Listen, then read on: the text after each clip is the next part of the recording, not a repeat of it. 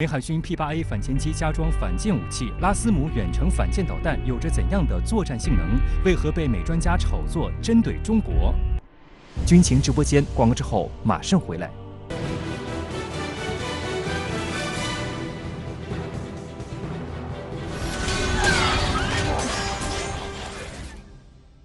欢迎回到军情直播间。美国海军近日宣布要为 P-8A 反潜巡逻机加装 LRASM 远程反舰导弹。美国专家借此炒作称，这是为了给中国的军事规划者们制造麻烦。那张先生对此您怎么解读？我们知道 P-8A 呢，它主要是一个巡逻反潜机，它主要是利用它的这种长航时留空时间长来在很广的范围内进行巡逻和侦察通过它的这个磁翼探测仪通过它的这个声纳浮标来对潜艇进行搜索然后用它的鱼雷进行攻击这是它的主责主业。但是呢，它也可以携带反舰导弹，目前就是鱼叉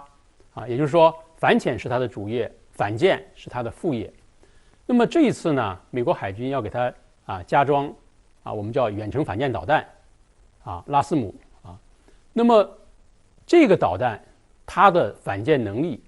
应该说要比原来的鱼叉要大大的增强了鱼叉我们知道它是上个世纪的一个反舰武器，那么它的这个攻击范围恐怕也就是200-300公里，但是拉斯姆或者说远程反舰导弹，它的攻击这个范围可以达到900公里，而且它的隐身性、智能化程度都很高也就是说加装了这个远程反舰导弹之后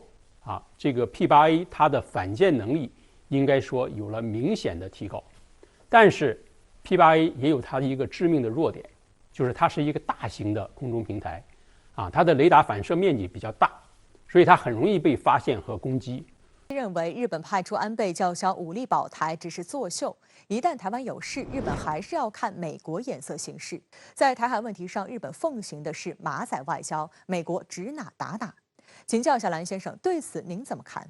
那么日本现在的首相提出了这个是政国策的话，等于是在之前日本的这个日本政策的基础上略微有一点向前踏了一步。现在安倍觉得这个现任首相这个步子迈得太小了，他觉得应该是再步子迈得再大一点。这个就很有意思，因为确实的话，安倍不是现任首相，他是一个前首相，而且的话，他跟现首相之间的话，不是一个红脸一个白脸的关系。因为安倍这个人的话，他可能还想再当一次首相，所以的话，他可能就是一种议会政治的策略，就是这个当政这个首相的话提出了一个方案，那么这个在野党或者他这个在野就作为一个议员，可能还想再当首相的一个人的话，他就提出更激进的方案，所以让这个现任首相或者县政府的话非常的难堪，下不来台。我明明已经是做出一个向美国靠近的姿态，结果这个国会里面有一个人他还喊出了这个态度更加激进，那就让他这个日本县政府以后的国策的话很难推行下去。今年9月15号，日本开始举行28年来最大军演，主要区域是在日本四岛最西南的九州地区，时间跨度是3个月，总计约1.2万人参演，而且完全依靠征调民间渡轮运输。请教一下张先生，您怎么看日本征调民间渡轮来进行兵力部署？我觉得从这一次他演习的规模以及他征用民船的这些举措来看日本正在为可能进行的大规模的战争做准备。那么从目前的这个形势来看日本可能这个介入的比较大规模的这种冲突有2个方向